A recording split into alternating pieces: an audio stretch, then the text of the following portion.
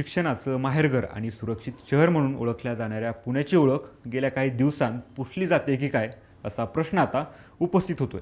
पुणे शहरासह जिल्ह्यात गेल्या काही दिवसांत एकामागून एक अशा काही संतापजनक घटना घडल्या आहेत, ज्या ऐकून समाजमन सुन्न होईल. 1 मे 2026 रोजी नसरापूरमध्ये एका 3 वर्षांच्या चिमुकलीवर झालेल्या अत्याचारानं या घटनांची सुरुवात झाली. हे प्रकरण शांत होत नाही तोच लोणी काळभोर, पर्वती, सोरतापवाडी आणि आता 7 मे रोजी गणेश पेठेत एकामागून एक घडलेल्या घटनांनी पुण्यासह राज्यभरात खळबळ उडाली आहे. मागच्या वर्षभरात महिलांवरील अत्याचारांच्या घटनांची आकडेवारी काय सांगते, मागच्या आठवड्यातील घटनांचा आढावा आणि संपूर्ण घटनाक्रम सांगणारा हा व्हिडिओ. नमस्कार, मी संतोष, तुम्ही पाहताय थोडक्यात. 1 मे रोजी पुण्यातील नसरापूर येथे संतापजनक आणि अंगावर काटा आणणारी घटना घडली. 1 मे 2026च्या दुपारी वासरू दाखवण्याच्या बहाण्यानं एका 65 वर्षांच्या नराधमानं अवघ्या 3 वर्षांच्या चिमुकलीला गोठ्यात नेलं. दुपारी 3 ते रात्री 8 या दरम्यान या नराधमानं त्या लहानग्या जीवावर अत्याचार करून तिची निर्घृण हत्या केली.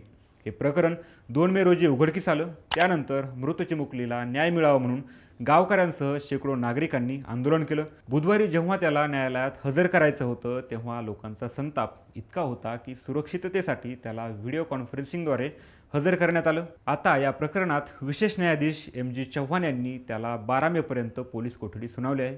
या प्रकरणाच्या तपासात धक्कादायक बाबी समोर आल्या आहेत.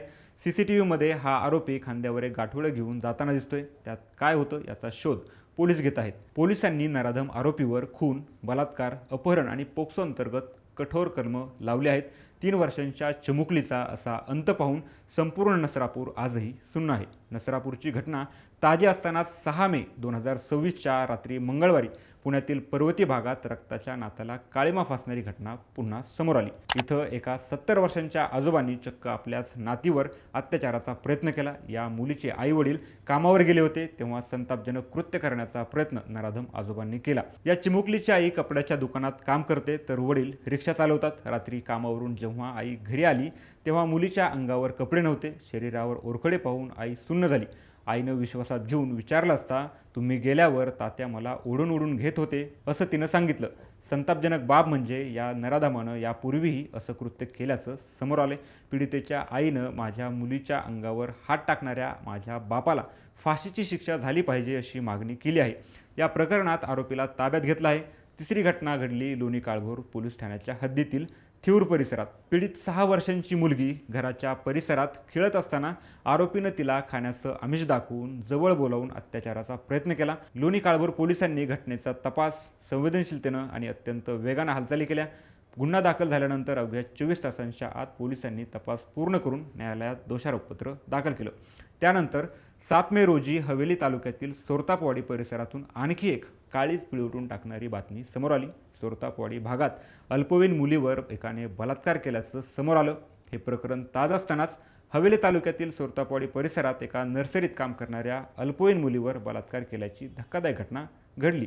या प्रकरणी आकाश ओवाळ आणि त्याचा साथीदार अभिजित खंडागळे या नराधमांना अटक केली आहे. यातील एक आरोपी गेल्या काही दिवसांपासून पीडित मुलीचा पाठलाग करून तिला मानसिक त्रास देत होता. तर घटनेच्या दिवशी नराधमांनी तरुणीला निर्जनस्थळी मातीच्या ढिगाऱ्याच्या आडोशाला ओढून नेलं आणि एकानं तिच्यावर बलात्कार केला. पीडितेनं दिलेल्या जबाबानुसार अभिजित खंडागळे यानं तिला बोलावून घेतलं व आकाश रामहरी ओव्हाळ यानं तिला जबरदस्तीनं मातीच्या ढिगाऱ्याच्या आडोशाला अंधारात नेलं. तिथं तिच्यावर तोंड दाबून तिच्या इच्छेविरुद्ध जबरदस्तीनं बलात्कार करण्यात आला. पोलिसांनी या दोन्ही आरोपींवर भारतीय न्याय संहितेनुसार पोक्सो कायद्याअंतर्गत गुन्हा दाखल करत आरोपींना बेड्या ठोकल्या आहेत. या घटनामुळे पुणेकरांमध्ये संतापाची लाट असून आरोपींना कठोर शिक्षा व्हावी अशी मागणी जोर धरत आहे. याशिवाय मुळशीतील मांडव खडक येथेही एका 19 वर्षीय मतिमंद तरुणीवर अत्याचार करणाऱ्या गजानन पवारला पोड पोलिसांनी 7 मे रोजी डोंगरदऱ्यातून शोधून बेड्या ठोकल्या आहेत. या घटना थांबतात की नाही तोच 7 मे रोजी पुण्याच्या मध्यवर्ती भागातील गणेश पेठेत दुपारी 4:30च्या सुमारास एका 10 वर्षाच्या मुलीला चॉकलेटचं आमिष दाखवून एका दुकानदारानं तिच्यावर अत्याचाराचा प्रयत्न केला. सुदैवानं त्या मुलीनं आरडाओरडा केला आणि तिथून पळ काढला. घरी जाऊन हा सर्व प्रकार आजीला सांगितला आणि फरासखाना पोलिसांनी तातडीनं या नराधम दुकानदाराला पोक्सो अंतर्गत अटक केली. गेल्या आठवड्याभरातील अत्याचारांच्या प्रकरणांमुळे पुण्यात कायदा सुव्यवस्थेचा मोठा प्रश्न निर्माण झाला आहे. पुणे शहर परिसरात बाललैंगिक अत्याचारांच्या घटनांमध्ये मोठी वाढ झाली आहे. गेल्या वर्षभरात 299 घटना घडल्याचं समोर आलंय. विनयभंगाच्या 613, बलात्काराच्या 240 तर लैंगिक अत्याचाराच्या 299 घटना घडल्या आहेत. धक्कादायक बाब म्हणजे गेल्या केवळ 3 महिन्यात 50 बाल लैंगिक अत्याचारांच्या घटना घडल्या आहेत. यातील बहुतांश आरोपी हे पीडित मुलींच्या ओळखीतील किंवा नातेवाईकांमधीलच असल्याची माहिती समोर आली आहे. यावरून पुण्यात अत्याचारांच्या घटनांमध्ये वाढ झाल्याचं दिसून येतंय. एकामागून एक घडणाऱ्या या घटनांमुळे कायदा आणि सुव्यवस्थेचा प्रश्न निर्माण झालाय. नराधामांच्या अशा कृत्यामुळे पालकांमध्ये भीतीचं वातावरण आहे.